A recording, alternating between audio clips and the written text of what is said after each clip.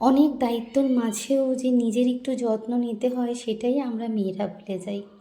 Hello everyone, আমি রিঙ্কু। আমার একটা নিউ অ্যান্ড ফ্রেশ ব্লগে তোমাদের ওয়েলকাম। জানো তো, আজকে অনেক দিন পর নিজের জন্য একটুখানি সময় বার করতে পেরেছি।